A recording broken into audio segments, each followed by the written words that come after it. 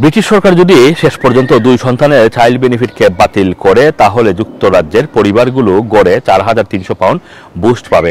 খবরে বলা হয়েছে এডুকেশন সেক্রেটারি ব্রিজেট ফিলিপসন পরিবারগুলোর জন্য চাইল্ড বেনিফিটের ক্যাপ বাতিল করার কথা বিবেচনা করছেন। এর ফলে ব্রিটিশ পরিবারগুলো তৃতীয় বা চতুর্থ সন্তানের জন্য বেনিফিট পাবেন। 2017 সালে কনজারভেটিভ পার্টির সরকার চাইল্ড বেনিফিটের যে ক্যাপ সেটা চালু করে, তখন থেকে 2টি সন্তান পর্যন্ত চাইল্ড বেনিফিট পাওয়া যেত। এখন এই নিয়ম বাতিল করে দেওয়া হচ্ছে। এডুকেশন সেক্রেটারি জানান যে চাইল্ড পভার্টি মোকাবেলা মানে শিশু দারিদ্রতা মোকাবেলা করতে চাইল্ড বেনিফিটের ক্যাপগুলো বাতিল করা হচ্ছে।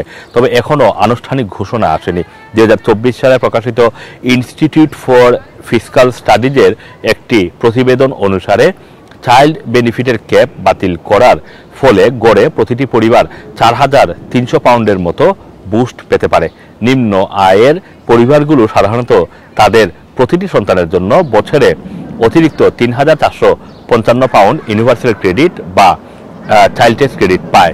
কিন্তু ট্রু চাইল্ড ক্যাপ চালু হওয়ার পরে 2017 সালের 5 এপ্রিল থেকে তারা তৃতীয় বা পরবর্তী সন্তানের জন্য অতিরিক্ত বেনিফিট থেকে বঞ্চিত হয়ে আসছেন।